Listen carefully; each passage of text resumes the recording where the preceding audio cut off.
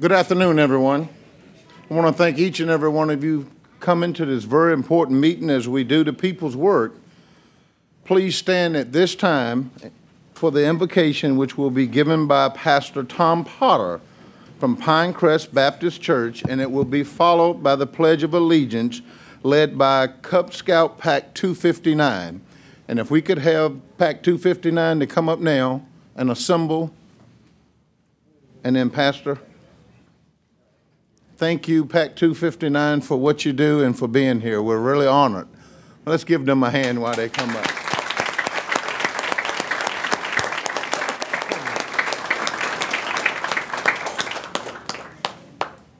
That's a good sight there, isn't it? Absolutely. That's a good sight. That's right. That's your future America. Pastor. All right, may we all bow our heads in prayer. Now, Lord, we're gathered here in these chambers as a people to invoke your blessing upon this city and continue to pray for the comfort of the Holly family. And even before we invoke your blessings upon us, we want to thank you for the blessings we already enjoy. Thank you for the blessing of living in a free nation where we can enjoy your blessings in a variety of ways. And thank you for those who made the sacrifices that we might have our freedoms. And I pray for this upcoming election that we as citizens will exercise our privilege and responsibility of voting. May each individual vote their personal values and convictions. We thank you that we are free to voice and vote our beliefs. And while there's diversity in the spirit of freedom, may there be that freedom and justice for us all. And thank you, dear Lord, for each citizen that's here tonight and for their concerns about the issues that face our city. We thank you, Lord, for the way that they're exercising their citizenship here tonight. I want to thank you for our great military and all those that protect our streets every day, and those who help out in time of crisis and fire and medical needs. Amen. And we thank you, Lord, for those that's involved in all of our public services, including our teachers and those providing leadership in our schools. And I want to thank you, Lord, for just the average, ordinary citizen trying to get the job done, trying to keep a roof over their head and food on the table, taking care of their families, sometimes getting a little discouraged with a political system. Lord, help them not to give up, but to give it over to you. And may they know they are appreciated by heaven itself as they make a difference here on this earth.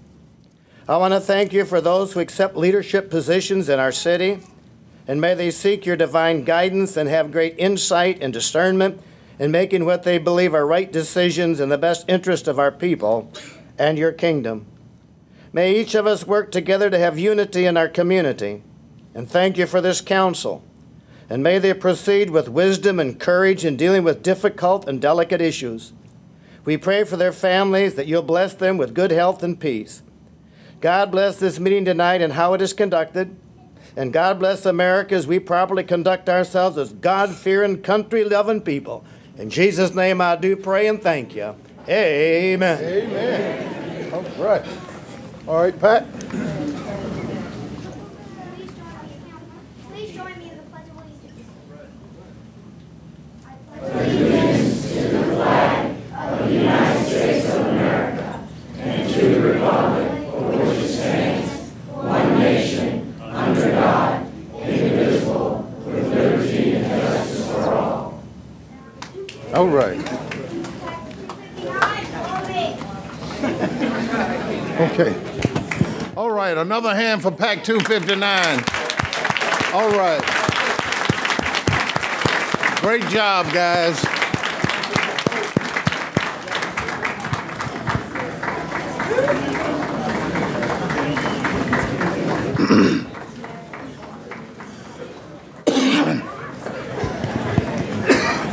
Now, as I understand, Pack 259 is going downstairs to conduct their regular meeting and hopefully get home and get some lesson. Okay. Thank you, Pastor Potter, very much. Well done. Members of City Council, will you please indicate your presence electronically? 7 members of City Council are present. Thank you, Madam Clerk. Members of City Council, you have before your consideration the minutes of a call meeting of October the 9th, 2012, and a regular meeting of October the 9th, 2012. Are there any corrections to the minutes? Second. We have a motion and a second. Please conduct yourselves electronically.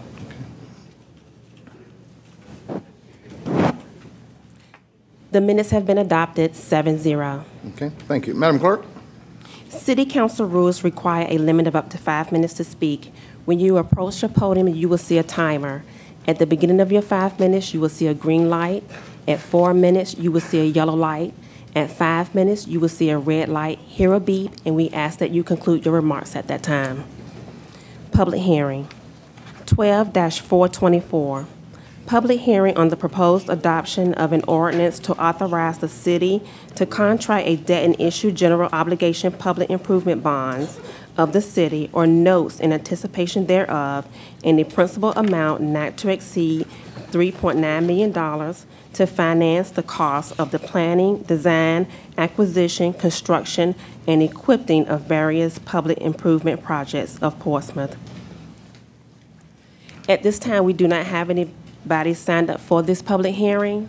If there's anyone in the audience that would like to speak and has not signed up to register, please come forward, give your name and address, and you will have 5 minutes to speak on item 12-424. There are no speakers at this time, Council. The public hearing, I'm sorry, we just move on. The public hearing is closed. Okay.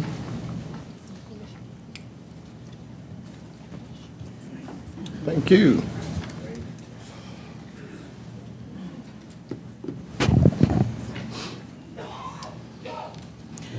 Unfinished business, 12-406, use permit.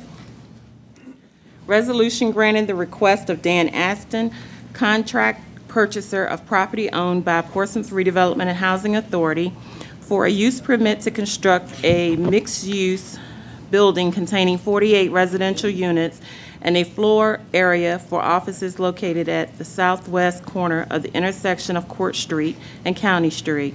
Vision principle, a robust economy for working men and women. UP 12-07, first reading vote, 6-0, electronic roll call, and I have no registered speakers. Second. Mayor, we have a motion and a second, and you will be voting electronically.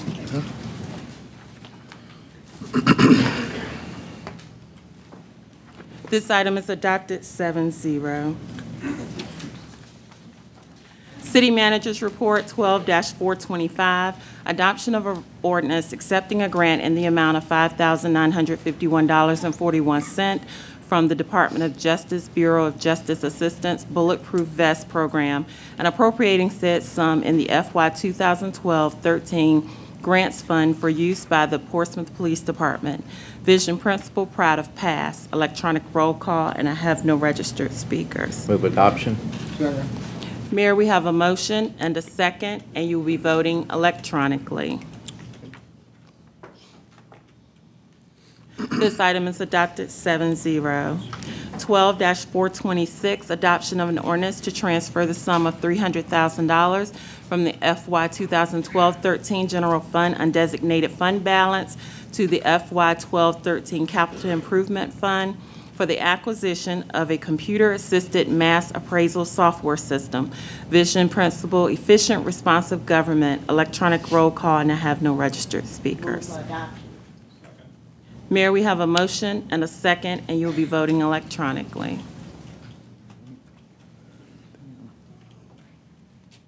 This item is adopted 7-0. 12-427, adoption of an ordinance authorizing the issuance and sale of general obligation refunding bonds. Vision principles, efficient, responsive government, quality of life, and a robust economy for working men and women. Electronic roll call, and I have no registered speakers. Mayor, we have a motion and a second, and you'll be voting electronically.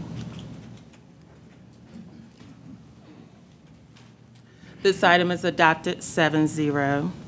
12-428, adoption of an ordinance authorizing the issuance and sale not to exceed $3.9 million aggregate principal amount of general obligation public improvement bonds. Vision principles: efficient, responsive government, quality of life, and a robust economy for working men and women. Electronic roll call, and I have no registered speakers. Mayor, I have a motion and a second, and you'll be voting electronically. This item is adopted 7-0. New business 12-429, boards and commissions, electronic roll call. Councilman Moody. Thank you, Madam Clerk. Mayor, members of council, there are no appointments to announce tonight. Would like to remind you, we certainly in need of volunteers. I see a lot of potential volunteers in this audience tonight. And on a serious note, we do need your services. If you want to participate in writing the history of Portsmouth, have an input in our continued growth and prosperity, we'd love to have you serve on a board or commission. You can do that very easily. Nowadays, you can go to our website to complete an application, or you can call the clerk's office, and Madam Clerk or one of her deputy clerks will certainly be glad to assist you in completing an application. But bottom line is we need your help and love to have you volunteer for us. Thank you.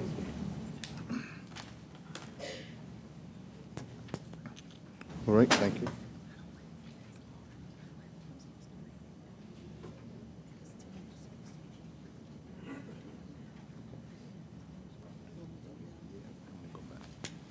All right. 12-430, items submitted by council members. Adoption of an ordinance appropriating the sum of $68,243.40 in the FY 2012-13 General Fund for use by the Center for Community Development, Incorporated. Electronic roll call, and I have a registered speaker, Mr. Mark Godaldik-Utrovsky, if he's in here somewhere.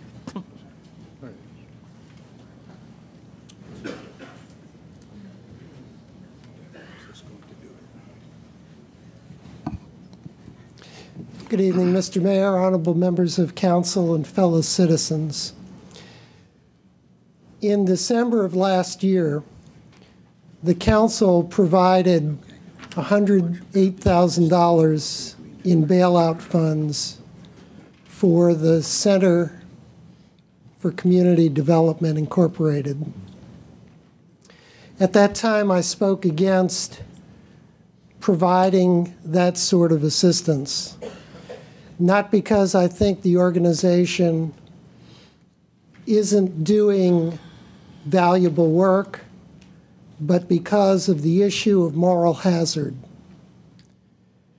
Now, once again, after that bailout, when the treasurer extracted from the allocation the unpaid taxes that CCDI owed to the city, now the city is providing a supplemental appropriation to make up that difference.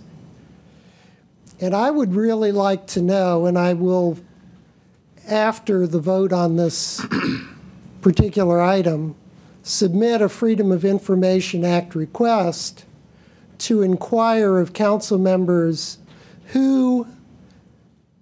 which people who have not appeared before you in public session, either in work session or in the chamber proper, who has advocated for this group? Because I would very much like to contact those folks the next time there is an ordinary citizen who, because of some economic distress, of which there's been plenty to go around in this economy, or some small business in the city of Portsmouth, finds itself unable to pay taxes. I would like to line them up, apparently they have your ear, to come to the aid of those deserving folks also. Because a city or an arm of any level of government that provides relief for one applicant should be providing relief for all those who are similarly situated, or not at all. This is not a government of cronyism, at least we'd like to think it's not.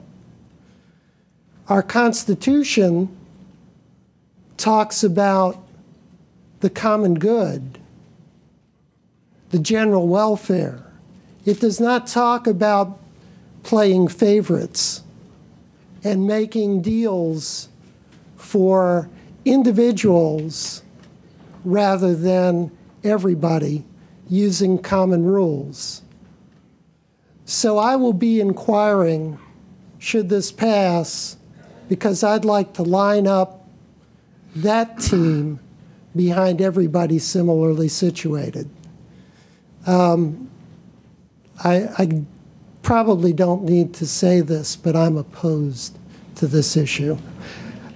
Also, I'm opposed to this coming up as an item submitted by council members. Thank you very much. Thank you, sir. Councilman Moody. Thank you, Mayor, and you don't have to come back to the podium, Mr. Kodaldik-Yatrovsky. Thanks for being here this evening. I find you're very selective in the use of cronyism, but let me speak to CCDI. And this has been a topic of discussion at numerous public work sessions. We put CCDI, which is mandated by HUD for a city to have, a CHODO is what they refer to it. What this organization does, it goes into a community, it takes blighting homes, normally vacant homes, they rehab them, similar to Habitat for Humanity. They get those homes back on the tax rolls. It's not a giveaway program, it's not a Section 8 program. Those homes are sold by people who make mortgage payments, like me and yourself. What we discovered, for whatever reason, and that's another story for another day, our own city put them in a financial bind. That's been well discussed, well documented. What we also discovered is that other CHODOs in other cities, their organizations, since they're putting things back on the tax roll, they aren't taxed. In the city of Portsmouth, for whatever reason, we set them up where we charge them, even though they're helping us, helping the taxpayers. We're taxing them. So this is part of that. We ask the attorney tonight to give us an impact on what it would involve changing their status to a similar status in other cities of a non-taxable organization. So this is not an individual that the speaker mentioned. It's not a private citizen, not me or you. This is an organization that puts homes back on the tax rolls. They sell those homes. No giveaway program. I wouldn't vote for a giveaway program, so just wanted to set the record straight on that. Thank you. Councilman Cherry. Thank you, Mayor. I'll be brief. Mr. Moody says about everything I wanted to say, but I will say to speaking to the taxpayers here, you can save your time on your FOIA, because the only email I got about CCDI was from you. No one has emailed me advocating against, speaking against or for CCDI. I've spoken to a couple of people about it who are interested, but so I'll save you that time. And I kind of resent the fact that your cronyism remark as if we up here are being led or directed by somebody. We came to this conclusion ourselves based on information that we received from our staff previously that we evaluated, took action on, determined that action was not appropriate. So now we're correcting that action. And I myself personally determined that the action that the treasurer took wasn't appropriate because we were in discussions about, and still are, about making them tax exempt. So I stand by the support for CCDI yesterday and today. Thank you very much. Thank you. Members of council, there are no additional speakers on this item. Mayor, we have a motion and a second, and you will be voting electronically. This item is adopted 5-2. Okay. Okay. Adoption of a resolution expressing the opposition of the City of Portsmouth to uranium mining in the Commonwealth of Virginia. Electronic roll call, and I have a speaker, Mr. Mark Godalda-Gutrovsky.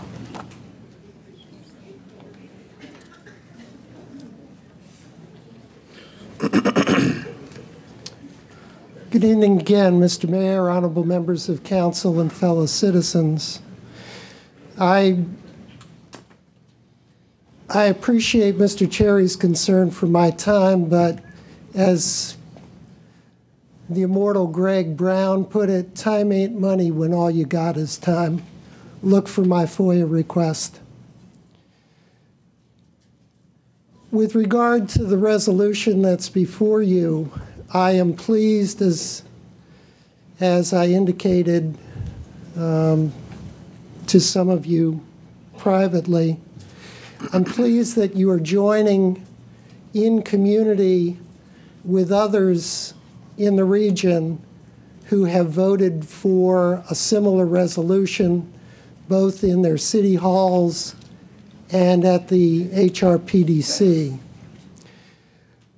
The wording of the resolution is slightly defective in that it does not mention the fact that Portsmouth also is, under certain conditions, a potential recipient of water from Lake Gaston. As some in the chamber will recall, the city has a standing agreement with the City of Norfolk so that when we are in drought condition, we can draw up to 10 million gallons a day from the Norfolk water system to supplement us. We have twice invoked that agreement, and their reservoir is fed by water from Lake Gaston. So at any time that we are relying on the Norfolk system, we too would suffer any ill effects from radionuclides being released into the Roanoke River. So in standing shoulder to shoulder with our neighbors, we are also protecting our citizens and our own enlightened self-interest. Therefore, I'm happy to see this before you and hope that you will approve it. Thank you very much.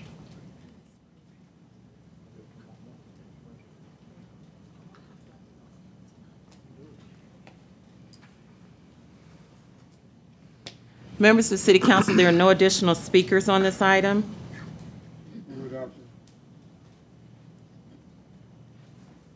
Second. Mayor, we have a motion and a second, and you will be voting electronically. This item is adopted 7-0. Members of council, at this time, we're in need of a motion. Mr. Hartrick. Mayor, Yes, sir. I move that the agenda be amended to allow the consideration of one motion to accept the resignation of Mr. Chandler and his second motion to authorize a separation agreement for him. Mayor, we have a motion and a second to add two items to your agenda. You will be voting electronically. Okay.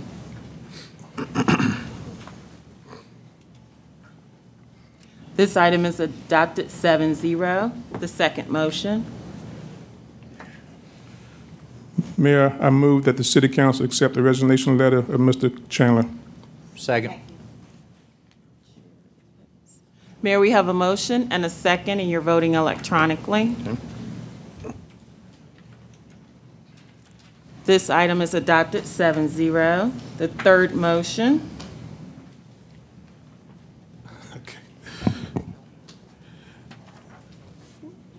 Mayor, I move that the City Council approve the separation agreement between the city and Kenneth Chandler in substantially the same form as presented to the City Council this date, and that you as mayor be authorized to execute the agreement on behalf of the city. The agreement includes the payment of 1 year's salary and benefits as a severance paid to Mr. Chandler's employment contract. The public announcement of this severance agreement is made hereby pursuant to Section 15.2-1510.1 of the Code of Virginia. Mayor, we have a motion and a second, and you're voting electronically. Mr. Moody? Well, I think it's, Mayor, I feel it's important that the public be aware of what the compensation is. This has been a public process, and I just feel that we need to make them aware of it. The total package is $192,000 per year. That consists of, and these are rough numbers, $164,800 in salary, $3,600 in expenses, $9,600 in car allowance, and $14,000 in deferred contribution to the city manager's retirement plan, for a total roughly of $192,000. Okay, Madam Clerk, thank you. Ladies and gentlemen, we are deliberating, please. Members of City Council, you have a motion and a second, and you're voting electronically. This item is adopted 5-2. Council members, is it your wish to have this separation agreement read? Yes, at this time, Madam Clerk, would you please read the separation agreement in its entirety? Yes, sir. Separation agreement. This separation agreement made and entered into this 23rd day of October 2012 by and between the City of Portsmouth, Virginia, and Kenneth L. Chandler provides as follows. A, the employee has been employed by the city as its city manager since June 8, 2007. B, the employee has made many valuable contributions to the city during his tenure as city manager, including but not limited to sound financial management that brought about an upgrade in the city's credit rating, construction of a new courts complex, several major economic projects, and improvements to public safety, with all of these achievements occurring in a financially prudent manner during a time of great economic strain. C, the city acknowledges and expresses its appreciation for these valuable achievements made by the employee. The employee acknowledges and expresses his appreciation for being given the opportunity to lead the executive branch of the city government during his tenure in Portsmouth. D, the employee and the city have determined that it would be in their mutual best interest to terminate the employment relationship in an amicable and mutual beneficial way. According in exchange for mutual consideration, the value and sufficiency of which are hereby stipulated by the parties, hereby agree as follows. The agreement. 1, the employee hereby voluntarily resigns as city manager of the City of Portsmouth, effective at midnight, October 23, 2012. 2, the city will pay severance to the employee in the amount of salary and benefits at its current rate of compensation for a period of 12 months. This amount shall be paid in a lump sum between the dates of January 1st and January 14th, 2013. If there is any question about the calculation of the financial value of benefits, it shall be finally decided by Ms. Tony Smallbembry, Director of Human Resources for the City of Portsmouth. 3, the employee shall, when requested, provide reasonable assistance to his successor as city manager or interim city manager to aid in transition for a period of up to 6 months from the date of this instrument. 4, the employee waives and releases any and all claims he might have at the date and time of executing this agreement against the city and any of its officials or employees, excuse me, past or present, arising out of or during his employment with the city, including but not limited to claims arising under his employment contract dated June 5th, 2007. That contract is hereby amended here. That contract is amended hereby. Number 5, the city wishes the employee well in his future professional endeavors, and the employee expresses his wishes for a positive future for the city of Portsmouth. And it's signed by Mayor Kenneth Wright, City Attorney Tim Oaksman, and Mr. Kenneth Chandler. Okay. All right. Thank you, Madam Clerk. Yes, sir. All right, you're done with that. Okay. Now, at this time, just a point of, yes, sir. Hold up, Mr. Chair. Point of clarification and notification to the public. About 45 minutes ago, we brought Mr. Brandon Godfrey, our current deputy city manager, into the meeting room and appointed him temporarily acting or interim city manager until such time as we appoint a permanent city manager. Mr. Godfrey will be sworn in tomorrow morning at 8 o'clock in the clerk's office, and upon that time, he will be acting as our chief executive for the city of Portsmouth until such time. Madam Clerk? Yes, sir.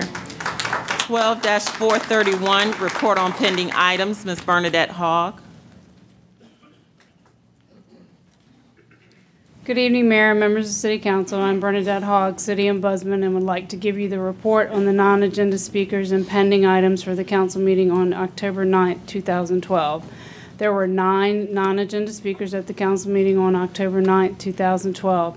4 of the speakers required action by staff. Terry Danaher provided an update on the No Tolls project and asked if no toll bumpers could be placed on city vehicles. It has been decided that city vehicles are not the place for political statements. Clyde Toller had 2 concerns, the first being the Parkview neighborhood is without an environmental inspector. This statement is inaccurate. The Department of Permits and Inspections called Mr. Toller and gave him the name and number of the current Parkview inspector. The second concern was the number of speeding tickets and loud music summons issued in Parkview.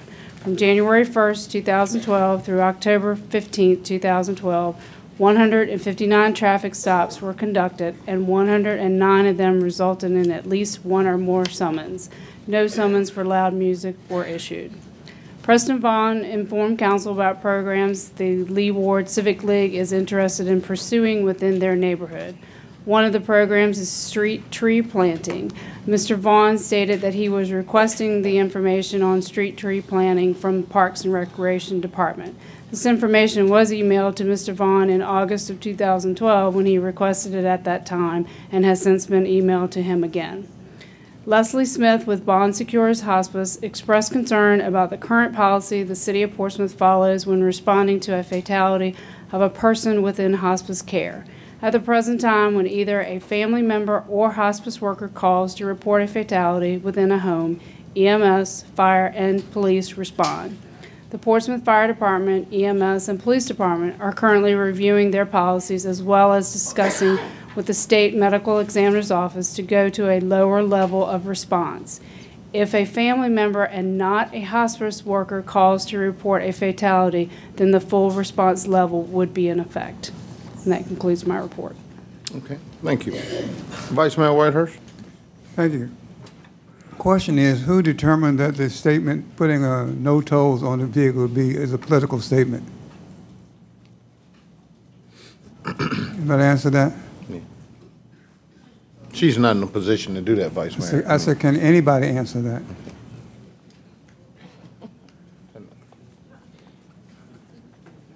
Mr. Oaksman, you want to take a crack at that, sir? I can't answer it. I did not make the determination.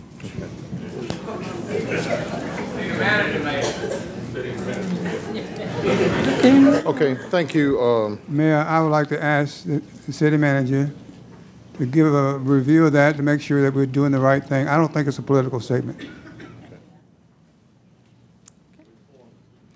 Okay. 12-432, non-agenda speakers. Our first speaker is Mr. Joe Wright, and he's followed by Mr. Steve Carroll. Honorable Mayor Ken Wright, Vice Mayor, council members, Mr. Deputy City Manager and now City Manager Godfrey, Ms. Deborah White and her staff, Sergeant at Arms, good evening. Good evening, sir. My name is Joseph R. Wright, 1451 Welcome Road, Portsmouth, Virginia, in the Cavalier Manor section. I'll be very brief because the developments tonight has thrown me off track. And I'm not the only one off track. I'm one of the people that don't think the problem was the city manager. I think the problem was the dysfunctional city council. And, and I'll be so glad when November the 6th get here, because at least one of you all will be gone. And maybe that will bring some, I don't know what words to use. I've never seen anything like this before. You know, this is a small town, and as Mr. Allen always said, we have more problems than New York City, you know?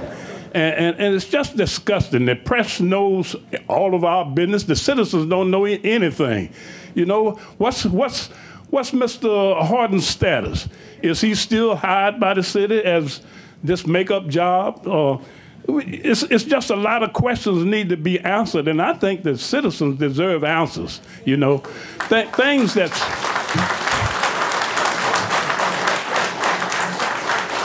It's disgusting. Was Mr. Chandler, which I think was a good city manager, was he thrown under the bus, or did he voluntarily stand in front of the bus? You know, it's sickening, and I'm really disgusted with this whole thing. And that's all I have to say. Thank you.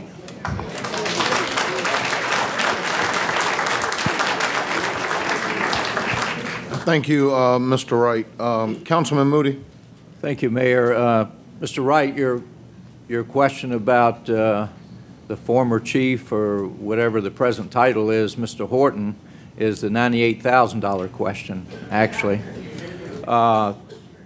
What we found out via our city attorney, this council does have the authority to make a change there. We can eliminate the position that we believe he's in, and we can do that through consensus if we have our city attorney prepare the proper motion to do that. Obviously, we can't do it tonight in front of a crowd. It's not the way to do business.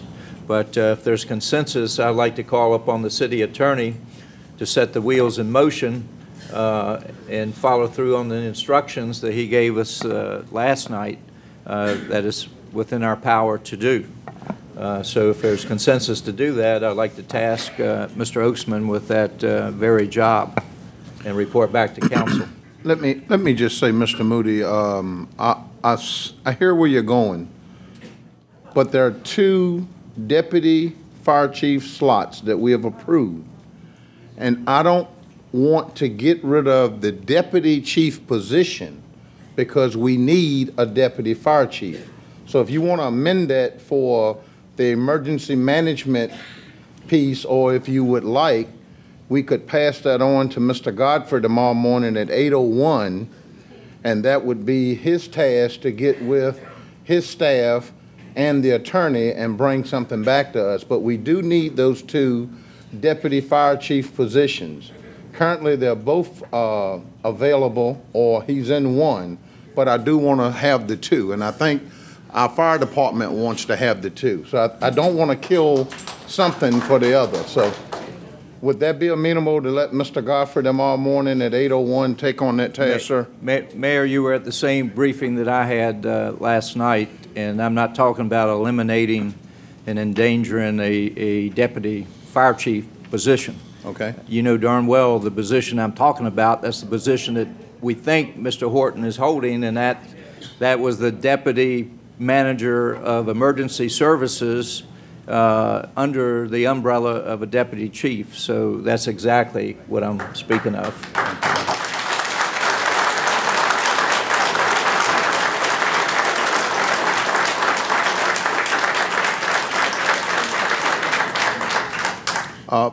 Vice Mayor Whitehurst.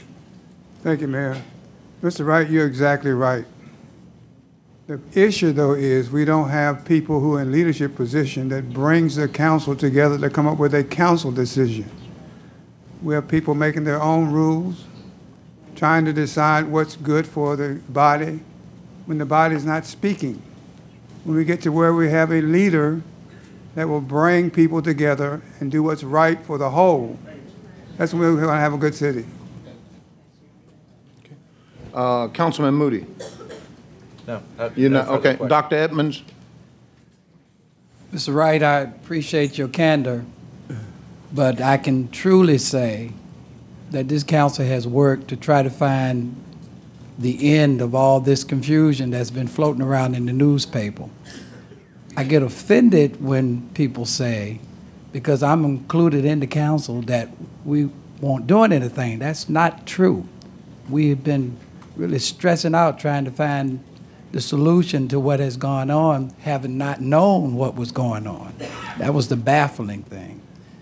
And I do think that rather than make a hasty decision on what we need to do now without some legal counsel with Deputy Horton, I think the colleagues and I need to have some time to talk about that so that we can come to you and intelligently, again, make the right decisions. So I just wanted that to be on the record. Good job. And again, for point of clarification, if you were not in the work session, the city manager clearly defined for us that the position was a deputy fire chief.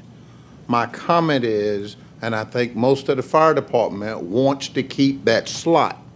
He also mentioned that the other title was a working title. Now, that's the issue that I think Mr. Moody is referring to, so don't get it twisted.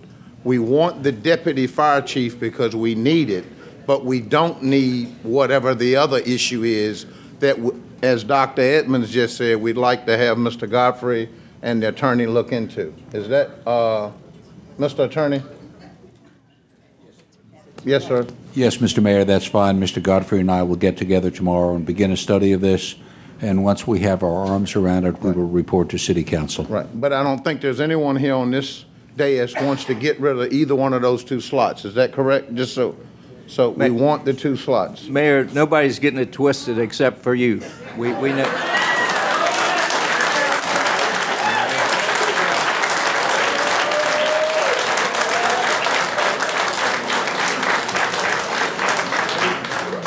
Okay, Madam Clerk, next item. Mr. Steve Carroll is followed by Mr. Robert Brown. Evening, Mayor, members of staff and council. My name is Steve Carroll, 3112 River Ridge Drive. I have three issues tonight that I want to address. The most important one first. At the last council meeting, I once again voiced my disapproval about our mayor's unilateral meeting with members of the school administration and deliberately excluding other members of council. During that discussion, I incorrectly stated that the city attorney was present at that meeting. Mr. Oaksman informed me later after the council meeting that he was not present at the meeting. I promised Mr. Oaksman that I would correct the error, and I hope he will accept my most genuine apology for that error. Thank you, Mr. Oaksman. The next issue. 5 years ago, when I first started coming to this council on a regular basis, I thought I had seen the worst of influence peddling and cronyism. Over 1,000 citizens from 52 neighborhoods fought 4 members of our city council who decided to side with a connected developer in zoning ordinance Z0701. Several members of council, past and present, have received large campaign contributions from that developer. Since then, it's been scandal after scandal. Our infamous state senator sues her own constituents and a debt-ridden city for $100 million as retribution for a rotten hotel deal gone bad. Our taxpayers bought a tax-paying hotel, shut it down, and now we're getting nothing in taxes. The circle to nowhere. Members of council voting for an unconstitutional Hampton Roads Transportation Authority. Our city tried to steal a man's business through eminent domain just to facilitate a shady promise made to a developer. The missing but found social services money. $600,000 for directory signs with stickers to hide the mistakes. A pokey smoky that needs $100,000 to fix an incompetent contract. School employees charged with sexual crimes against minors, magistrates taking bribes. And now we have a school board that's appropriated $52 million without council approval and contrary to state law. And our mayor holds private meetings with school officials, deliberately excluding the rest of council. 2 years ago, Sheriff Watson stood at this podium and made this statement: Portsmouth is a corrupt city. I took exception to the comment initially. I really did. I had to step back and said, whoa. But in retrospect, maybe he's right. From the very top to the bottom of the lowest flat rock, our city has problems. How can ethical people rationalize for any reason the illegal appropriation of $52 million by our school administration? You know, our jails are full of people who believe the ends justifies the means. How can ethical elected officials take campaign contributions and allow them to influence their vote and their sacred oath to the public? And last of all, on November 6th, something that nobody has heard from this council, there are 2 referendum items. I want to address the first one. Essentially, it's a change to state law championed by Johnny Joanno to stop cities from stealing private property solely for economic development through eminent domain. I encourage everybody in this city to vote yes for that article number 1 and put a stop and a threat to our homes. Your home may be next, ladies and gentlemen. And I agree with Mr. Wright. I have never in my life seen our city as dysfunctional as it is tonight.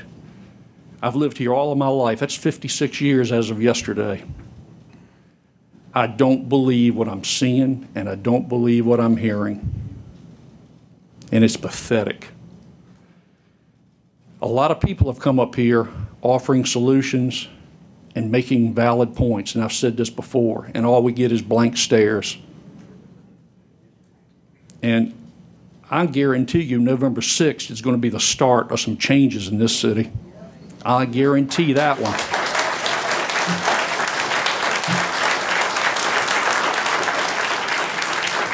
Thank you, Mr. Carroll. Madam Clerk. Mr. Robert Brown.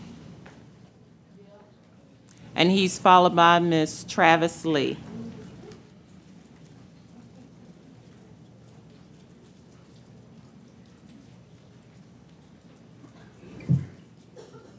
Good evening. My name is Robert Brown, and I'm a retired Portsmouth City employee. I'm also a member of the Portsmouth Supplementary Retirement System. I worked for the city for 33 years and retired as a supervisor. I'm going to tell you a story, some of which you've probably already heard, but this story is different. So listen up, because this is a story with a twist. In 1984, city employees were required to choose between remaining with the city's retirement system or going with the state system. Now listen carefully. A vendor was hired, a company to come to Portsmouth and meet in seminar fashion with all the employees affected. But that didn't happen. Some were told by their supervisors they didn't need to go to any meetings. Others were illiterate or from poor socioeconomic backgrounds with limited education. Still others who understood what they were being told were told that the only, and I emphasize this, the only difference between the 2 plans was that Portsmouth had a higher rate of return, and that unless you plan to move away from Portsmouth, the state plan would allow you to go anywhere. At no time were any of us told whether we could read, understand, or had advanced college degrees, that if we stayed with the city's retirement system, we would have A, no cost of living raises after age 65. B, we would be denied part of our pensions, or all of it. If Social Security changed its retirement age to 66 years and 4 months in an escalating scale, that, in fact, we wouldn't even get Social Security because the city would use the estimate to deduct it from our pensions anyway. C, have all of our Social Security payments, whether we work for the city or at another job, either during, before, or after we left the city employ, used in total to be deducted from our pension. But this is known as the offset. My colleagues will discuss this further, but remember this term, offset. You'll not forget it after tonight. We've screamed, we yelled, we sent letters. In 28 years, no one has heard us, including you. To placate us, in 2009, council appointed a blue ribbon committee made up of this city's best leaders and financial minds, headed by P. Ward Robinette Jr., Portsmouth Town Bank president. It recommended the following. A, that the Portsmouth Supplemental Retirement System should be returned to full pension in line with the Commonwealth. B, that the council had made no long-term provisions to properly fund its retirees. C, that there were a number of retirees now living below the poverty line due to council's inaction to rectify this. D, there were glaring inequities, some people being offset, others getting their full retirement and their Social Security benefits. And E, that the offset should be abolished and the code section 30-117 should be abolished to accomplish this. We are asking council tonight to make a motion to abolish this. Do it now. Abolish this code. Abolish it once and for all. Do what you've been told to do by the Blue Ribbon Committee that you carefully appointed to resolve the wrongs that have been committed against your own city employees. Abolish the code and form a new Portsmouth Supplemental Retirement System Financial Committee, headed by Ward Robinette, to create a funding action plan which you will enact. It can be done, and we expect you to do it. Oh, because on May 25th, 2010, you created a resolution that stated you plan to eliminate the offset. It stated that the city manager was to prepare an ordinance or ordinances to eliminate the plan. It appears the city manager has slept through or manipulated you for more than 2 years. What's it going to take? I'll tell you, our votes, and we plan to use them. Thank you. Y'all stand, please.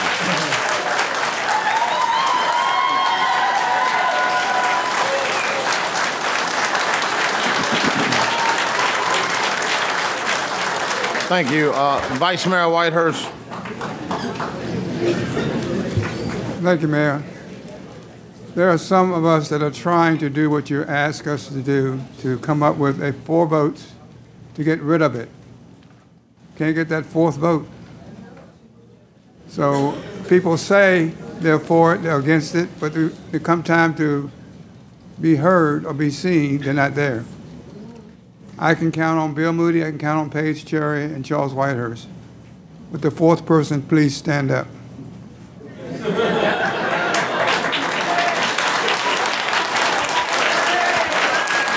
Mr. Moody.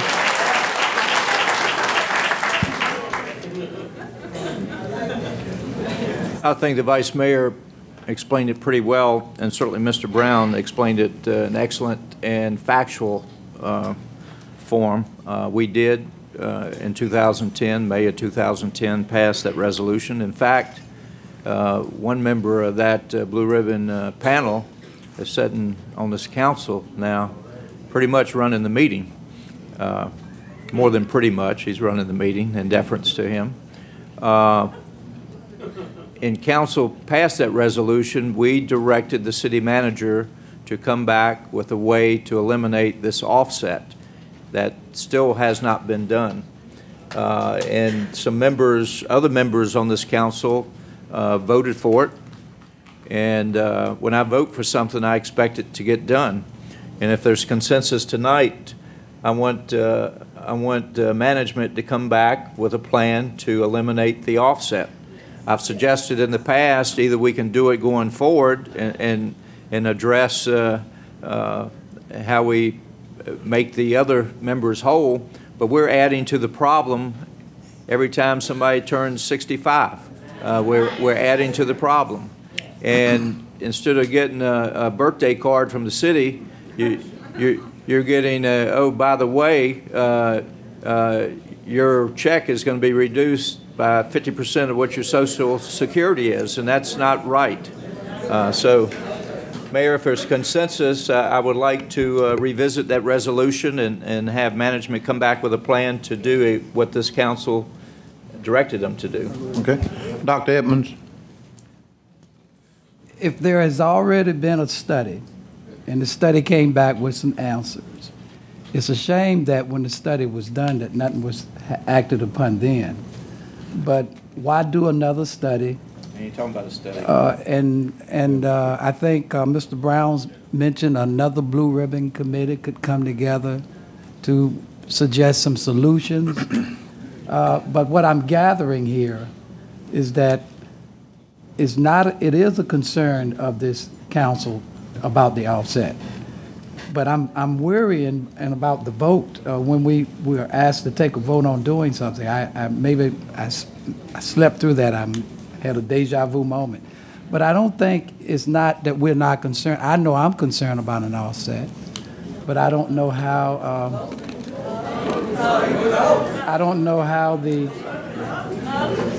I'm not aware of how we'll go about doing that at this time. And I'd like to look at the blue ribbon study myself and see what it all entails. Okay.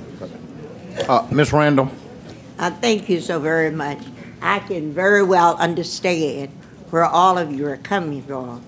One of the reasons that I selected to run for city council because I came through 2 differential pay scales. When I started teaching, because of the color of my skin, let's carry it back, I was put on one scale and others were put on other scales, Mr. Moody. And at that time, we were given double duties to do, and nobody did anything to help ever bring you up to the level. We never caught up. So I know where you're coming from. I know. Because what happened was the money was never appropriated, and you never catch up. No, it's not right. It wasn't right then, and it's not right now. And I'm here to say I'm for being fair and being honest. I've been where many of you are with less money, and the cost of living kept going up too. But what I'm saying to us, we need to look at a panel and realistically look at what the salaries are, and we should do better because you deserve better. Yes, I'm preaching for you because I feel as if you deserve a decent pay for a decent day's wages when you work on a job and you have expenses and they go on every day. And I agree with you. So what I'm saying is maybe some people have never experienced the fact of getting a check paid to you, and before you can get it in your hand, you've already spent it and having nothing left. So this is not anything that's just happening now. It's worse now because the cost of living is higher. So let's work and make sure that we don't assume that everybody has made such big salaries that they don't know where you're coming from. God knows I know. I came in the city on 2 different salaries because of the color of my skin. So let's put things in perspective. I know where you're coming from. My heart is there. I will never catch up. But I'm wishing for each of you that the money Excuse me, can we have order, please? And I'm just saying that's how we have to recognize the fact that we have been shortchanged. And I'm saying it. And I don't want to apologize for saying we've been shortchanged. Thank you, Ms. So Randall. I know where you're coming from. God bless you. Okay. Madam Clerk? Ms. Travis Lee.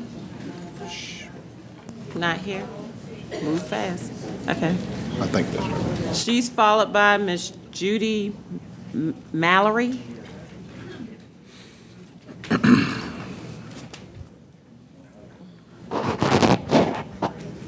Good evening. Good evening. My name is Travis Lee, and I'm a retired City of Portsmouth employee. I appreciate your comments earlier, but I still have something to say on the subject. I am also a member of the Portsmouth Supplemental Retirement System. I worked for the city for 20 years as the senior eligibility worker. I'm going to come right to the point. 5 minutes isn't a very long time to talk about what happened to a group in 28 years, or what has happened in the past 6 months. Time doesn't seem to matter much to City Council. It does to us. We went to work for the city, and we paid into Social Security. At the same time, we were promised a pension for our services. You can understand that. You work. Your employer, if they're reputable, provides you with something called benefits, but ours have been taken away. It's called the offset. You remember this term. You heard it just a few minutes ago. To make it clear what the offset is and how it works, I will describe it to you. You calculate the offset by taking 1/2 of the Social Security entitlement and subtracting it from a person's pension. And lo and behold, that amount gets reduced. For example, if my pension were $840 a month and 1/2 of my Social Security payment is $400, instead of getting $840 from the city, I would only get $440. To give you some quick math, instead of getting $19,680 a year in retirement, I'm just going to get $14,880 a year. In case you don't know it, in the 2011 federal poverty guidelines show that in the 48 contiguous states and in D.C., $10,890 qualifies you as poor. If it's you and your spouse, you got it. $14,710 qualifies you to sit in a bread line. Many of our retirees are sitting in that bread line. They can't even afford to buy the flour to make their own bread. Worse, the city believes that it is entitled to take our full Social Security and offset it.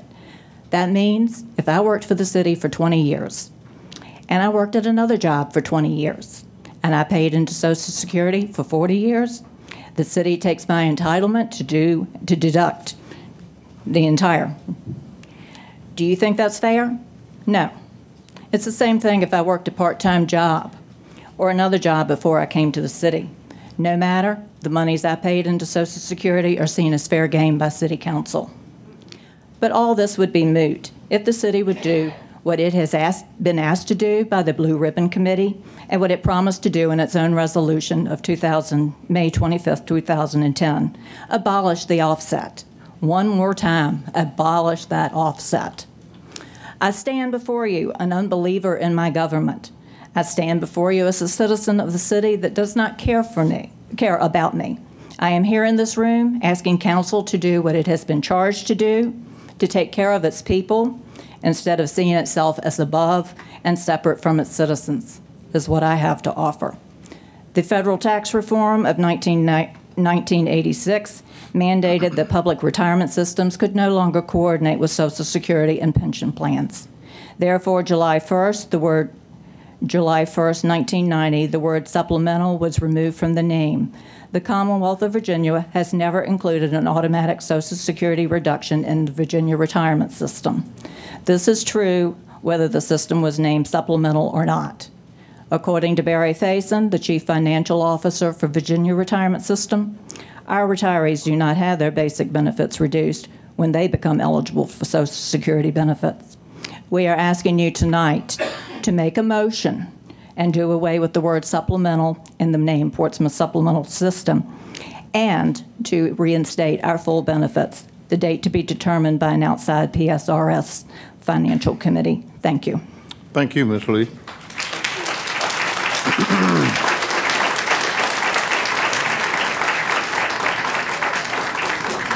Ms. Judy Mallory is followed by Ms. Peg Norrie.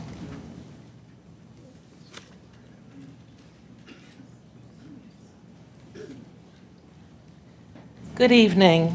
My name is Judy Mallory, and I'm a retired Portsmouth employee and a member of the Portsmouth Supplemental Retirement System. I worked for the city for 31 years as a supervisor.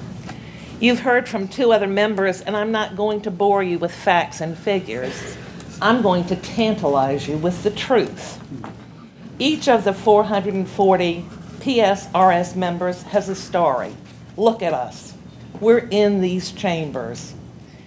Take Lawrence Brown here. We call him Nappy. Nappy, would you stand up? Nappy worked for the city for 30 years.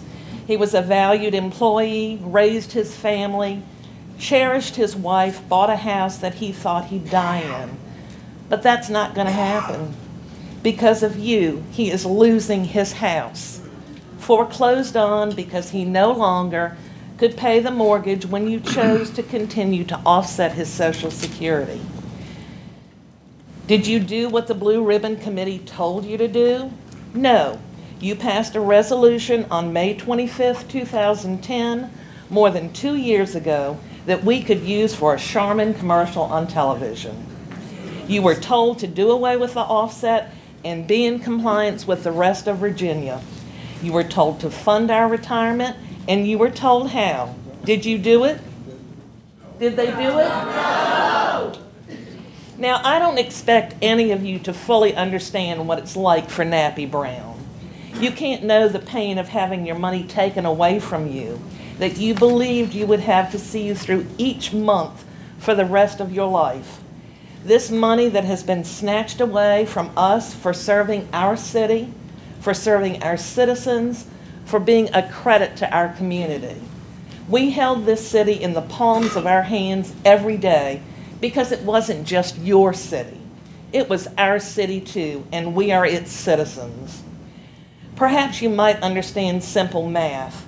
There are members now who have reached age 65 and should be able to retire but can't because they won't receive their full Social Security until they're 66 years old and 4 months.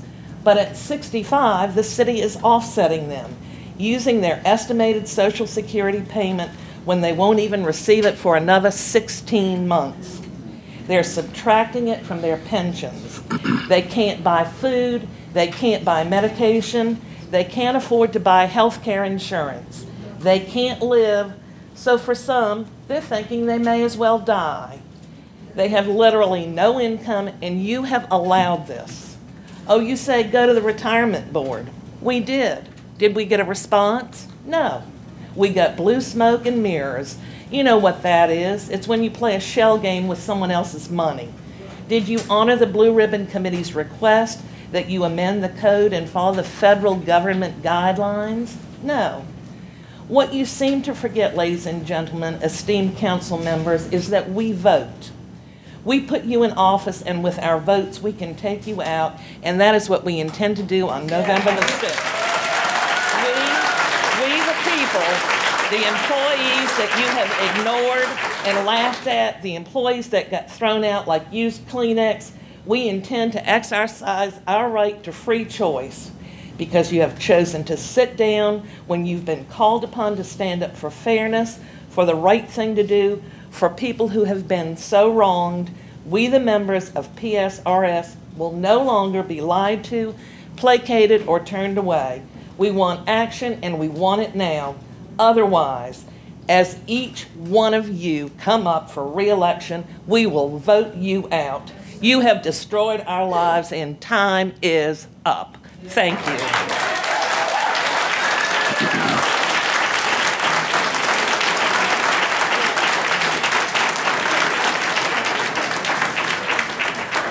Ms. Peg Norrie is followed by Mr. Clyde Toller.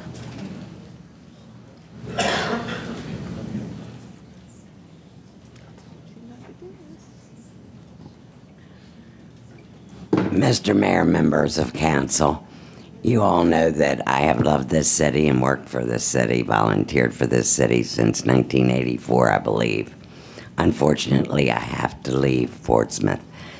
On leaving, I would like to give Portsmouth a gift. I believe it belongs in your museum, not in my own. Norfolk makes such a fuss over everything from the HMS Victory.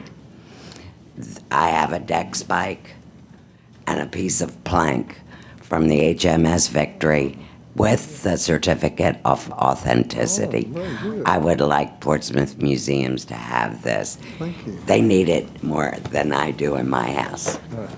Thank you very much. Sergeant Arms, would you please? I really hate to leave Portsmouth, you know that.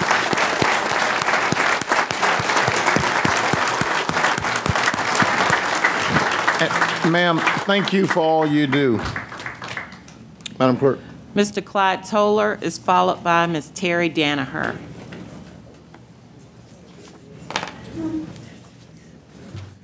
Good evening, Mayor, Vice Mayor, Member Council, and to the citizen of Portsmouth. I'm glad to see you here tonight. Hope you come back again so you have my back. I got my back to you.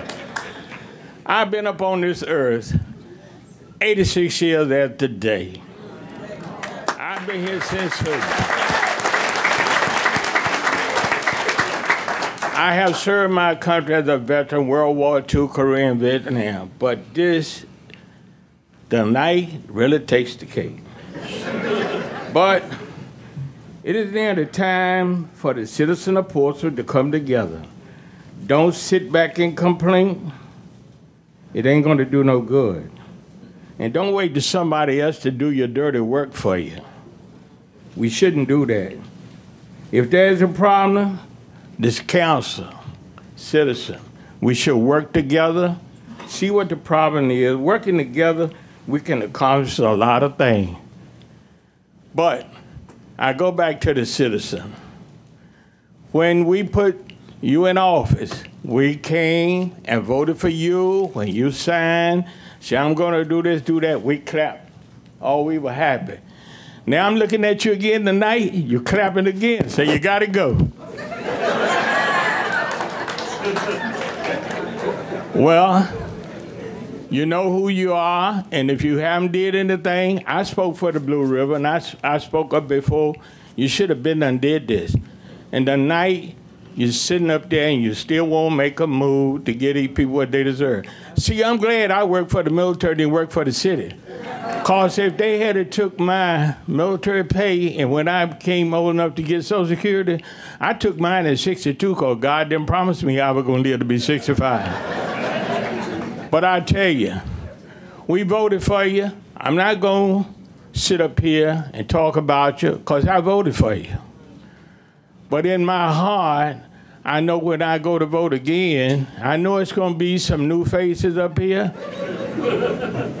I know for one it's going to be new between you, mayor, and vice mayor. That'll be one council seat over.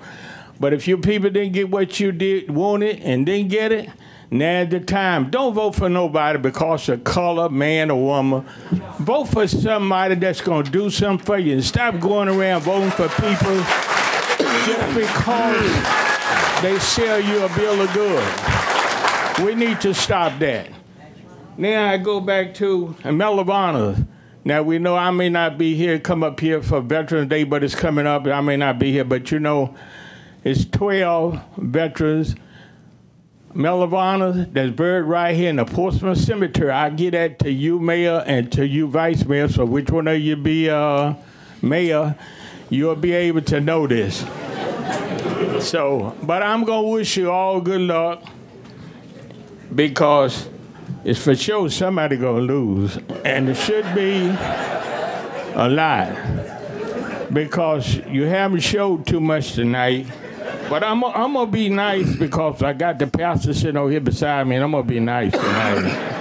And so I'm not going to embarrass anybody, anything like that.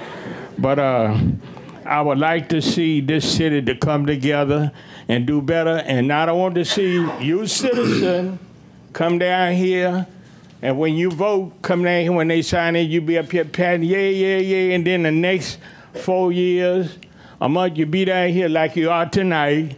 You gotta go. You got enough. I guess when you walk out, police, you better watch out for them because you know some of these people are mighty mad tonight. But look, don't do nothing to me tonight. I want to live to see tomorrow anyway. Yeah? But I wish you all good luck. But we know somebody gonna lose. But it's up to you, citizen. Come together, vote for the right person. I don't care if you don't like them. If you don't like me and I was running, if you don't like me, hey, but if I do the job, I vote for you anyway if I don't like you. Because I don't have to associate with you. I don't hang out with no old people no way. I hang out with young people. Because when you hang out with old people, because I'm old, and I told you that before. I don't hang out with no old people. But anyway, have a nice night, and I wish you all the best of luck, and Godspeed be with you.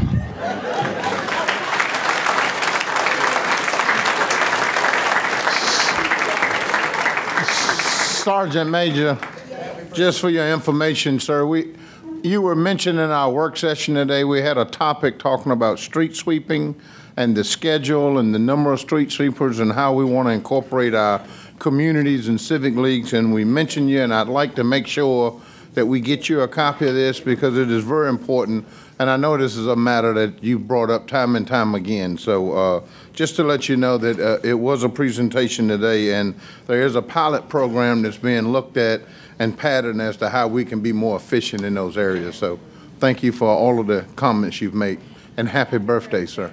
Absolutely. Okay, Vice Mayor Whitehurst. Sergeant Major, there's 7 of us up here. 4 are veterans. They probably went to Vietnam or Korea or whatever, but we can only get 3 to do something about the veterans. Now, I was in Vietnam 3 times. I don't talk about it. Some of the things that we saw and witnessed are awesome. But those people who are veterans need to have the respect of this community. And this group can do it, but we need 4 people. 4 of those people who are veterans should be willing and able to do something. Only 3 are willing to stand up. Thank you. Thank you, Vice Mayor. Madam Clerk. Our next speaker is Ms. Terry Danaher, and she's followed by Ms. Dolores Knight. Don't tell us it's your birthday, too. Don't make me older than I am. Happy birthday, Clyde. Good evening, everybody, or sort of good evening. It's kind of a weird evening, actually. It's nice to see the place so crowded. I wish as many people showed up all the time and were as interested as they are tonight. I'm going to be talking about tolls very briefly. But before I do, because I consider this particular toll a tax, I'm going to talk about taxes. And one of the reasons I'm going to talk about it is because if I recall correctly, after that Blue Ribbon Commission gave its recommendations, there was talk about increasing taxes to help fund changes that were necessary. And I myself have stood here in the past and said that I believe that there are times when taxes do need to be increased to pay for the services and the things that we value in our communities. And I know that tax increases are not popular, but a small tax increase falls on everybody and is a small burden on everybody, and it funds the things that matter to people, many of the people in this room. So I think it's very important that people who are standing here talking about who to vote for and people up there talking about who to vote for really need to go back and look at the record and see who was adamant about not raising taxes that would have funded these programs and this particular situation. Now I'm going to move on to the toll tax. And I'll be very brief because I'm not going to ask the people in this room to contribute much right now because I don't think they're in a position to do too much of that. But what I will say is that we are continuing to raise money for the lawsuit that is fighting the particular contract that we have that is going to impose horrendous tolls on us. And I was in a meeting today talking to a shipper, a trucking firm head, and she was talking about all of the additional costs that they are now facing. The state is imposing new fees on them, and there are changes in some of the fees that they are having to pay. And in addition, they're looking at paying very high tolls on not just our roads, but on roads around outside Hampton Roads. And one of the things that this woman had said in the past was, for all those people who don't use the tunnels here particularly often, and who think that they are not going to be hit by the cost of these tolls, everything that gets trucked in from outside is going to cost you more money, period. These tolls will hit everybody in the region, whether they live in Portsmouth or not. We just get stuck with a little bit extra because it's hard to get out of Portsmouth without paying a toll if they toll every entry and exit. So I really, it's very, very important that everybody understand that these tolls are going to have an impact on your lives, whether you actually get on the road or not. There's going to be a fundraiser on November 2nd, 3rd, and 4th. We had a sale this past summer, a resale rally, and some of you attended. Thank you very much. And that raised some money. We raised $5,000 at that, so we're hopeful that we can raise some money this time. It's a great place to buy a cheap gift for Christmas. Everybody's looking for bargains. It will be at the same location out at Portsmouth Boulevard. I think it's 5000 Portsmouth Boulevard. And there will be more information on it at our website. Our website is www.notollshr.org, or you can check on our Facebook page. It's CAPPAC, C-A-P-P-A-C, which stands for Citizens for Accountability in Politics. And basically, that's it. I just ask that people keep in mind that this toll situation it's not a done deal yet. It is not a done deal. The lawsuit is moving forward. We're just waiting for the judges to tell us which court it's going to be heard in. The lawyers are still working on it. They're still charging us.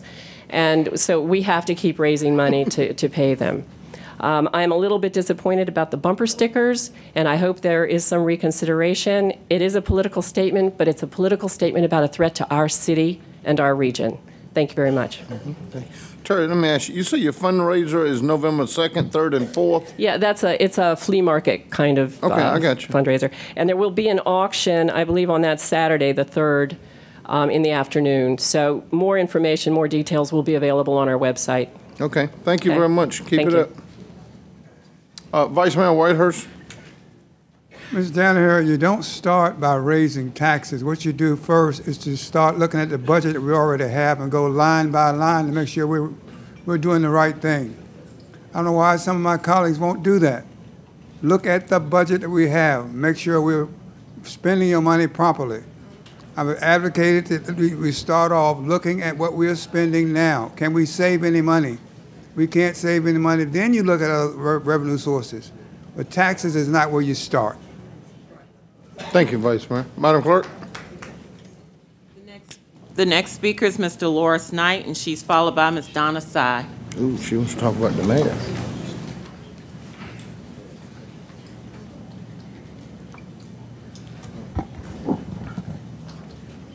Good evening, Mayor. Good evening. Vice Mayor Whitehurst, Council, City Attorney, and citizens. My name is Dolores Knight. I reside on Kennedy Drive in Portsmouth. Mayor, at a recent candidate forum, I happened to see one of your campaign handouts. You know, the one that reads, "A New Beginning 2012?"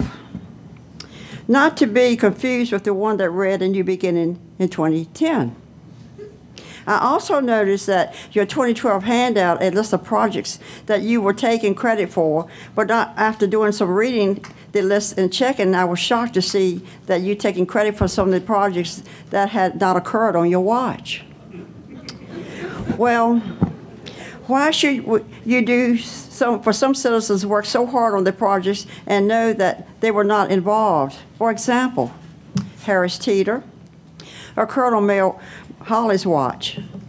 Craddock Skate Park occurred on Mayor Holly's watch. I do know, and so does the Craddock citizens who worked hard on this project. Oasis Building occurred on Mayor Holly's watch. Simonsdale Elementary occurred on Mayor Holly's watch. Parkview Elementary School occurred on Mayor Holly's watch. Seaboard Square as well occurred on Mayor Holly's watch. Mayor, I could read more, but if I find disrespectful that you are attempting to take credit for all these that occurred prior to your being mayor, oh, I don't know. There is one project that I noticed on your handout, the 200 homes at the former Craddock High School site. As I recall, this project, you have attempted to delay. Let me repeat repeat that again.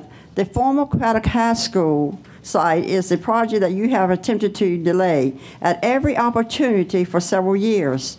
Yes, the project was announced 2 years, 10 months ago, and still hasn't started. We, the citizens, know what you want, but that's not what the Craddock citizens wants from, and that we don't plan to listen to this. We know the problem, but, you know, this should go forward. It's going on 3 years. Mayor, there is only one new beginning. That your second one is also tarnished. Thank you for your time. Thank you, Ms. Knight. Good night. And as always, ma'am, good job. Ms. Donna Sy is followed by Pastor Kevin Kelly. Good evening. My name is Donna Sy. I live in the Woodbine Farm section of Churchland. Principle of Liberty 1. The only reliable basis for sound government and just human relations is natural law. Learning about the history of our ancient fathers tells us how religion came to us. Religion came to us by way of our founding fathers who were bringing it to us in our hearts when they arrived on our Virginia shore in 1607. Roman soldiers had occupied England from 400 to 1000 AD. After more than 600 years of occupation of England, the Roman soldiers left.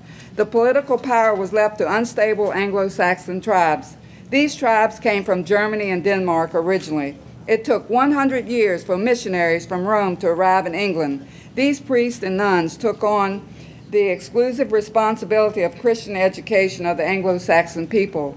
As Christianity spread throughout England, men and women shared equally, not only in conversion to the new faith, but in the learning associated with their faith. The associated learning concerned laws that governed their behaviors. Christianity influenced the Anglo-Saxon law called the People's Law. They considered themselves a commonwealth of free men. They believed all decisions and selection of leaders had to be with the consent of the people, preferably by full consensus, not just the majority. The laws by which they were governed were considered natural laws, given by divine authority, and were so well known by the people they did not have to be written down. These laws, known as the Ten Commandments, were written on their heart. The people were empowered by their natural rights, and power was never allowed to concentrate in any one person or group. Even in time of war, the authority granted to the leaders was temporary, and the power of the people to remove them was direct and simple.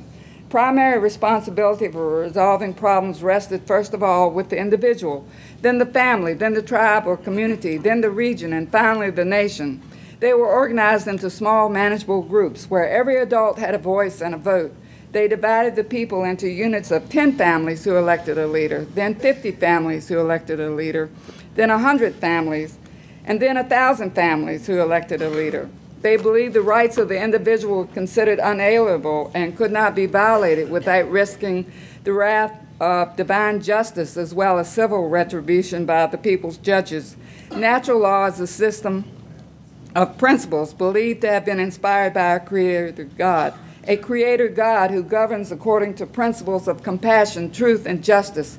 In today's world, we the people still believe that the Judeo-Christian beliefs provide the standards for any enacted human law because they are in agreement with the divine principles of right and wrong. The Ten Commandments are representative of divine natural law.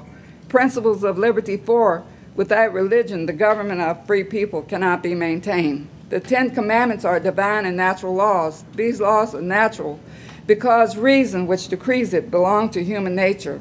Natural laws are the light of understanding placed in us by our Creator God, through which we know what we must do and what we must avoid. God is the only God.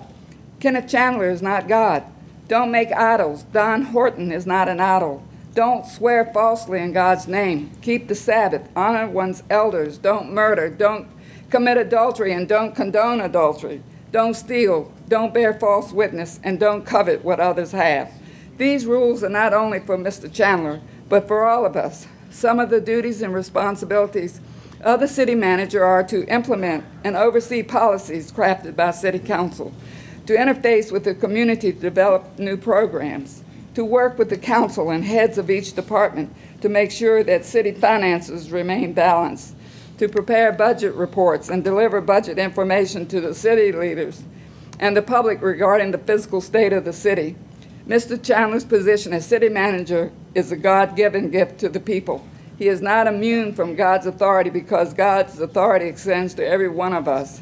Anyone who replaces natural law with the contrary law violates our rights, and all contrary laws are unjust. How is the harm done to us, the citizen taxpayers of Portsmouth, going to be repaired by Mr. Chandler? Thanks for listening. Thank you, ma'am.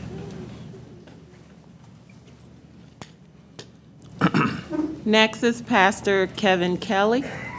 He's followed by Ms. Kentrell Devine. Devin. I always get her name. Evening, Mr. Mayor, Vice Mayor, honorable members of the City Council, and ladies and gentlemen of the City of Portsmouth. I'm not here tonight to attack the City Council. I'm sure you're glad to hear that. I am here tonight to speak to an as yet unknown individual or individuals so that a clear understanding may be established. What I have to say may be irrelevant to many people, but it's a great matter of concern to me. This past Sunday morning, the 21st of October, at Rivershore Baptist Church, where I serve as pastor, during our morning worship service, an individual or individuals chose to come to our parking lot and distribute this flyer to every vehicle that was there. Now, I have copies. If you want to see it, I'd be happy to provide it.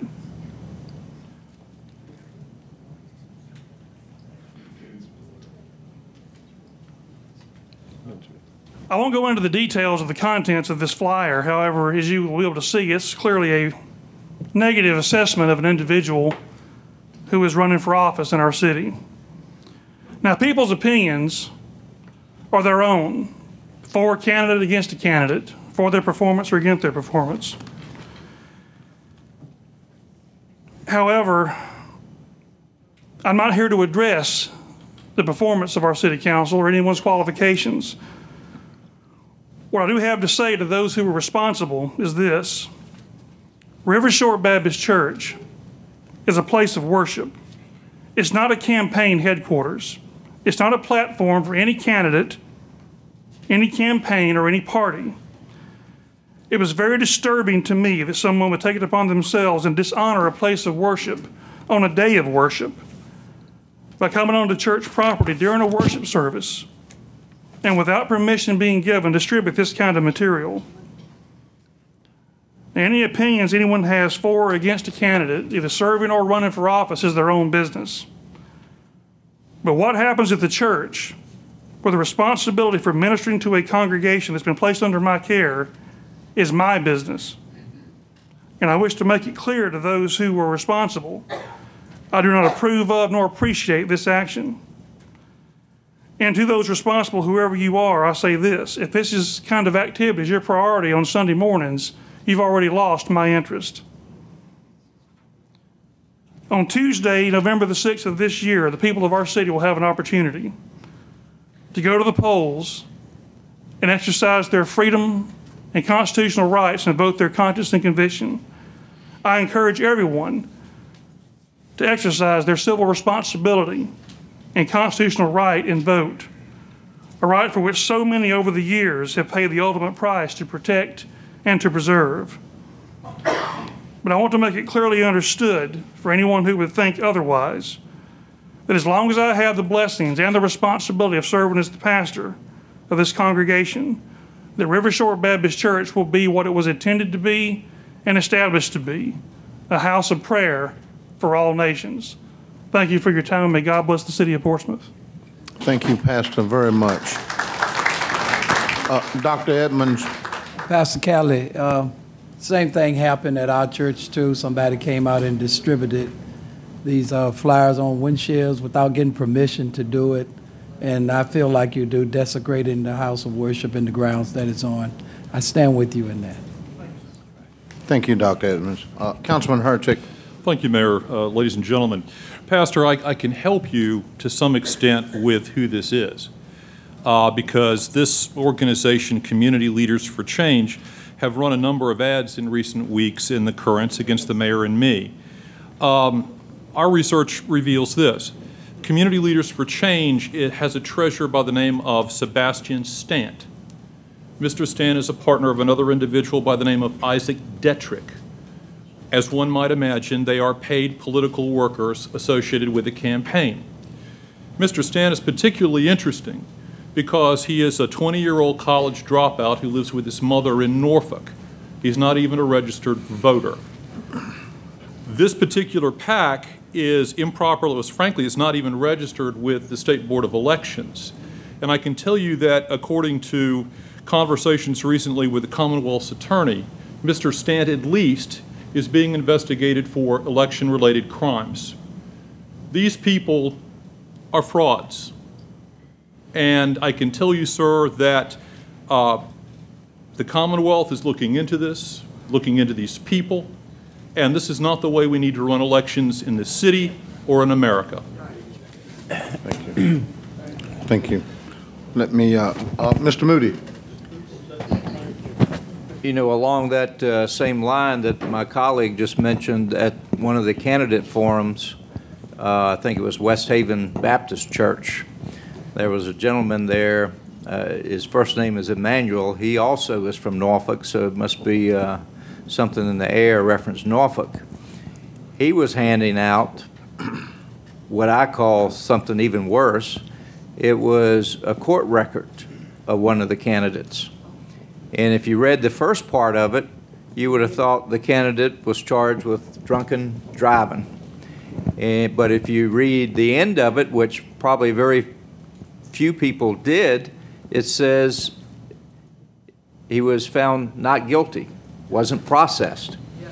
Now this court record, not a lot of people know how to run a court record. And this gentleman was hired by somebody, probably one of the candidates who were at that forum. And not only that, they impugned the integrity of this candidate, and I'm not mentioning any names here, by even putting stickers on his signs. It said drunk driver. Now, you know, if you got to get votes that way, I think it's a big difference between impugning the integrity of somebody reference a court record, and drunk driving in most circles will send you in the defeat category if you're a candidate for office. I think there's a big difference in doing that than sharing a voting record. But I agree 100%. I don't think churches are a place for politics. In fact, sometimes too many of the churches are involved in politics. But a drunk driving record that was printed out, to me, is about as low as you can get, especially for somebody who wasn't guilty of that. But people were trying to lead him, people to believe that he was guilty, Mayor and Mr. Heretic. Thank you. Okay, Vice Mayor Whitehurst. I want to publicly say that I have no knowledge of these flyers. I would not participate in them at all. I repudiate them. I'll let you know that. Thank you. Good afternoon. Good afternoon, Mr. Mayor, council members, Vice Mayor, Bishop, Lady Randall. My name is Kentrell Devin, and I reside in Newport. And as you know, last council meeting, I came down and I was asking for some support with the new mentoring program. So tonight I'm going to address you, Mr. Mayor. And I have all my information together now, not so nervous. So the program is Mentoring Mentors, Leading Leaders to Their Destiny. And you know, we want to launch that in Norfolk, and we haven't had our kickoff date set as of yet. However, as I was watching the council meeting, I realized that you offer support in grant writing to the man that went before me with the trees and the different things. So I will ask you and your council if you would kindly consider offering assistance in grant writing to Diva and some of my partners. We get together, but we don't have the expertise in grant writing, but we have all our foundations laid, but we just not wording it right. Something we're not doing right, and we come before you asking you if you would assist us in that area of direction with grant writing. So that's a piece that we need. And I'm gonna let you ponder on that for a moment. So as I do that, I want to address some of the things that were stated tonight. First of all, Portsmouth is not a corrupt city. We have more churches in our city than any other city around. So I would say we are the Holy Land. We have prayer warriors that's been in this city for years and years to come that stand on the wall covering this council as well as our mayor and vice mayor. One happens to be Bishop Edmonds, Mr. Councilman Curtis Edmonds himself, who sits on the council. And I think it's very disrespectful to try to throw a leader of your peers as well as a leader in this city under the bus. I was highly offended by the disrespect shown towards the fourth veteran on the council. Don't do that. Your character says a lot when you stand here, and one man always says it's good business, it's serious business. Well, so is your character. Your character is on display when you come up here. So be careful what you say to each other, and especially fellow leaders within our city, because they have a strong backing, and we support them in prayer, something you may not see, but it's a mighty force. So be careful how you deal with each other, because you're not going to sway those who know the background and the support that comes from them. So that's what I have to say on that note. And also I want to thank everyone, because the IC Norcom homecoming was a great success. The parade was wonderful. The pep rally was wonderful. The mayor was there, vice mayor was there, Lady Randall, she was there with Mr. Safety, and we had a wonderful time. We miss you, Bishop. You wasn't there, but we know your schedule sometimes allow you to have to go in so many different areas, and we respect you as a city. We respect the work that you have poured into Portsmouth, because you're not only the council, but you're a bishop and you're a mentor to many others that they would never even be able to understand or comprehend, because the body of Christ is set up differently. So we respect you, sir. And I'm sure there's more than 4 votes that stand with me when I say that. I will be in touch. And this one is for you tonight. Okay, thank you. Thank you. Just a point of clarification. The young man that came last month was the president of a civic league that brought some initiatives and ideas that they were getting ready to kick off. He also had his own folks.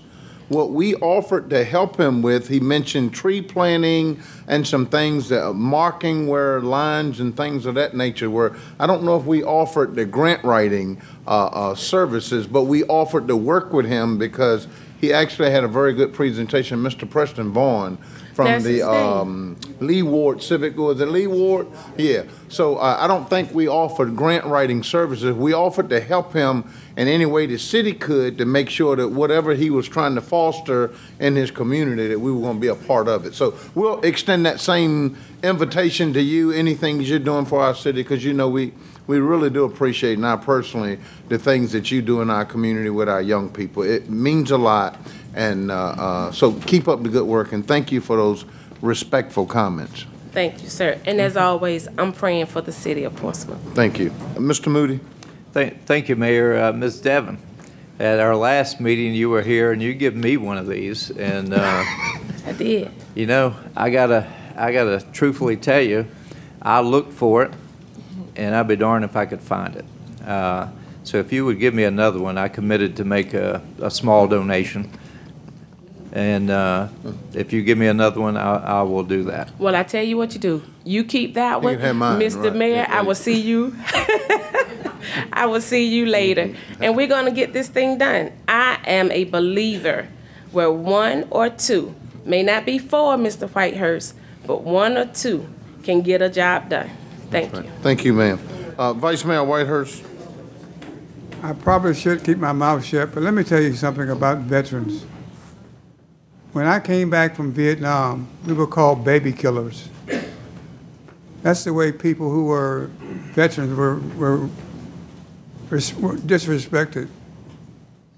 My praise goes to the volunteer people who are in the military today.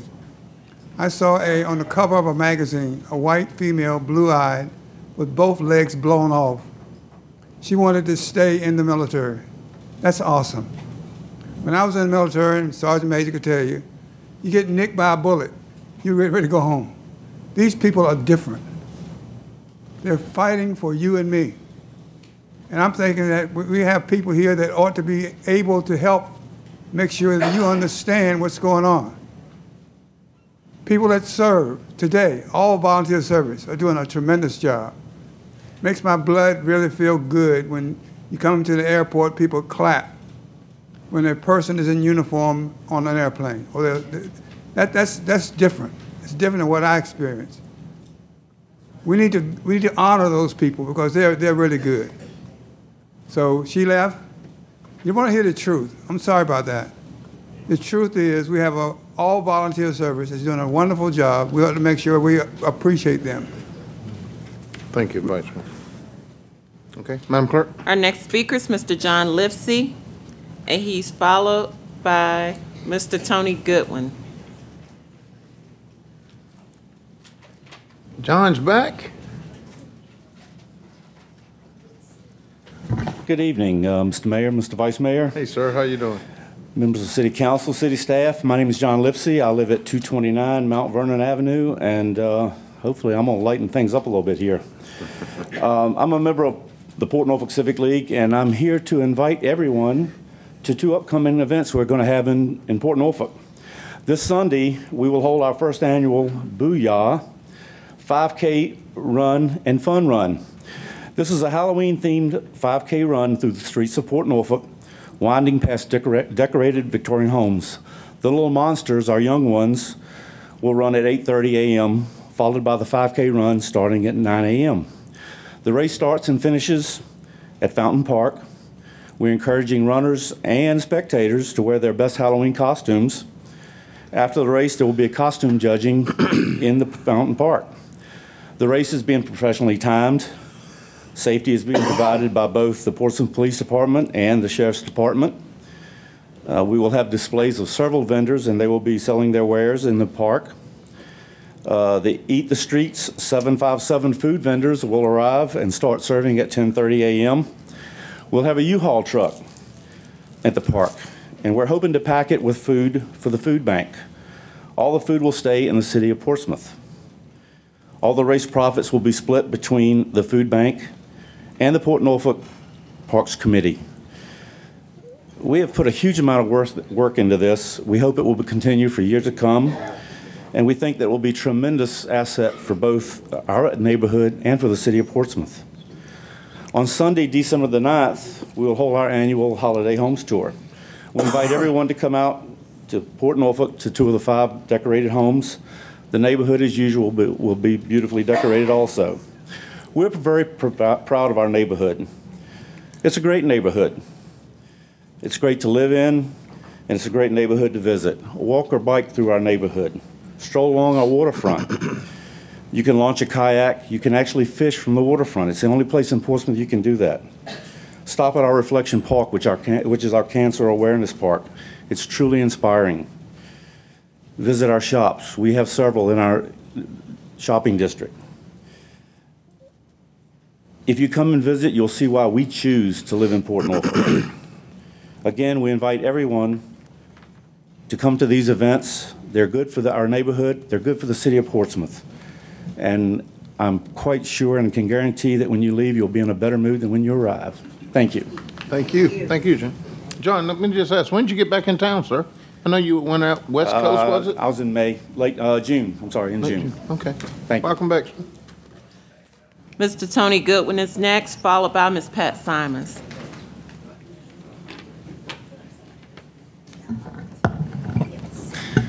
They actually tied the mic onto the stand, so I won't knock it off from lifting it as high as I could. Good evening. My name is Tony Goodwin, of course, and live and reside in the Parkview section of the city. Thank you for the opportunity to speak tonight. And of course, I'd like to also point out thanking Mr. Moody for putting out the plea to volunteerism in the city. Boy, we sure need it, and it's evident. But I'd also like to clear the air at this point in time that I do not come to this podium to grandstand and use this podium in a fashion that will deter the possibility of people volunteering in this city, because I hope they would follow the footsteps of a lot of great volunteers that we've seen come through here. But I'd also like to make it a point to Mr. Carroll's comments about wow, we do need to take a look at this very seriously. We've passed city councils, not just this one, but also many others. A couple of items that you did forget to add, Mr. Carroll. The purchase of a Coleman's Nursery to turn it into a library, only to find out after the fact that it was actually a wooden building that couldn't be used as a library and had to be torn down completely. To add to that also, the abolishment of a CVB by the direction of a consultant, only to create a deficit of nearly 10,000 rooms at the Portsmouth Renaissance Hotel. This information is completely documented, and a lot more in the near future. But to add to that, also knowing that in less than 14 and a half months, we'll be paying tolls on the downtown and midtown tunnels. And the question is, when did we know it, and when could we have made a change to it? I spoke before this city council in May, June of 2010, about a year and a half prior to the signed agreement on December the 5th, which then brought attention to a more or less media attention on the front steps of this city hall, only to say that we were blindsided and didn't know this was going to cost this much. And I was told back in 2010 to simply take my complaints to the state, not to this body. And that was a big concern of mine, and I continued to raise it with a couple of other business owners in the city. And we wanted to make sure that you knew that the timeline is pretty evident. The closure of the downtown tunnel westbound for the removal of ceiling tiles, only to take that out of the contract for ERC to take it today, was a 6-week process that pretty much stopped traffic going this way from Virginia Beach, the largest populated city in Hampton Roads, second largest in first largest in the state, but at the same time second landmass in the state. But to see that happen to these businesses, and again to see the documented history of what they did not receive in customers during that 6-week process, should be evidence enough to know that we're going to have a long road ahead of us, and we're not prepared for it at all. So at this point, we need to really take a serious look, and I would encourage anyone and everyone that in 13 days and approximately 10 hours, the polls will open at 7 o'clock. We have one more chance to do it right and get it right, because if we don't, we'll be left holding the bag, and we're going to really see basically a lot of businesses close within a few months of that deadline, of that date. And then, of course, I also hope with Ms. Danaher that we will see the fruits of our labor in this lawsuit. I always compliment the fact that this group of citizens, volunteers, have come together, created a storm that has actually delayed those tolls. They found extra money. 460, of course, connecting Hampton Roads to 295 and 95 corridor is en route. They found extra money for that, and they knew that they didn't want to go down that path again. Of course, they still talk about tolls on that, but you consider the fact that the downtown and midtown tunnels are a mile long. We're moving the traffic 1 more mile. We really, really need to back this thing and back it hard and make sure that there is a change being made in it, and to not give up on our businesses. So thank you very much for the time. And again, once again, I'm not here to grandstand by no means. I just want to make sure that I have the voice and freedom to do so. Thank you. Thank you, Tony. Good job. And it's Mr. Goodwin, sir. Mr. Goodwin. Ms. Pat Simons is followed by Mr. Paul Landers.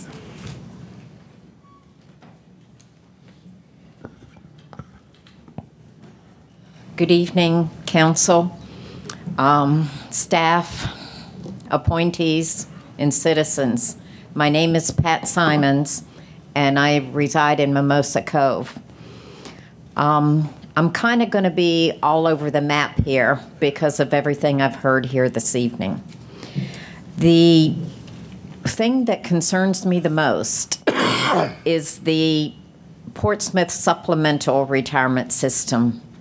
And I have talked with some of these folks that have come before you before, and basically tonight you have told them Ken Chandler, the city manager, did not follow up.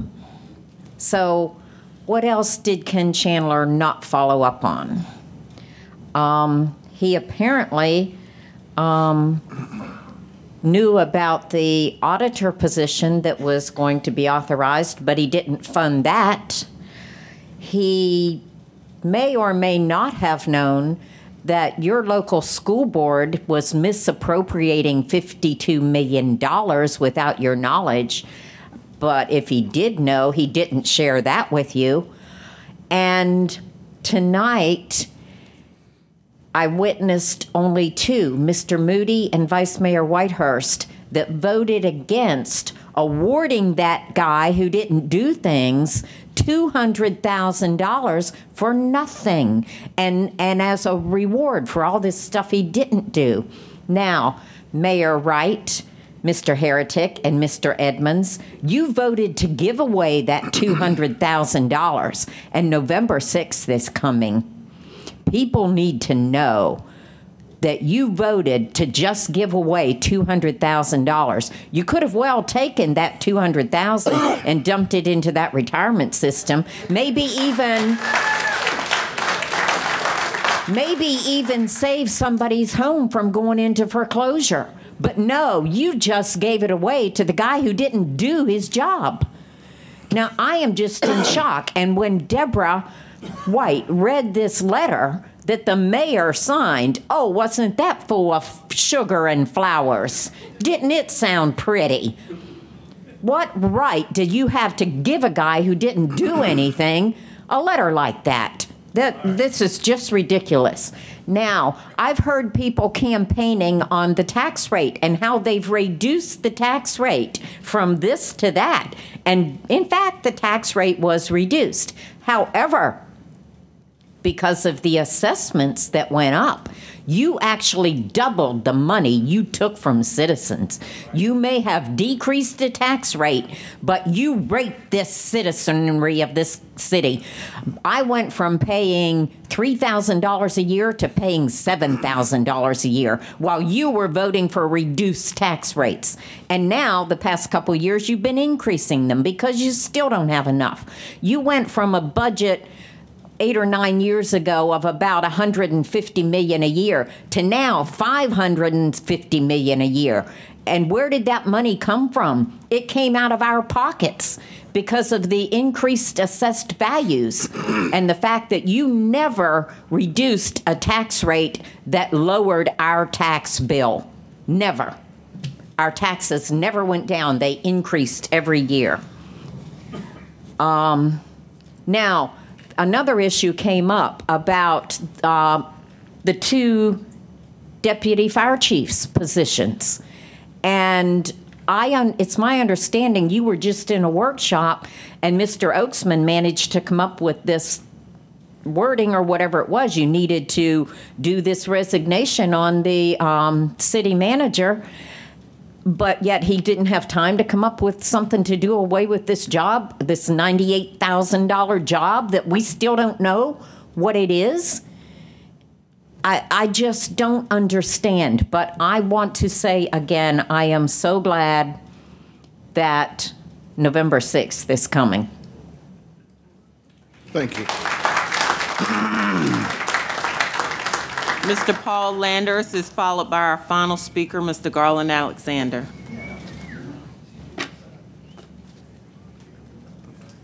Mr. Landers isn't here. Mr. Alexander, are you in the audience?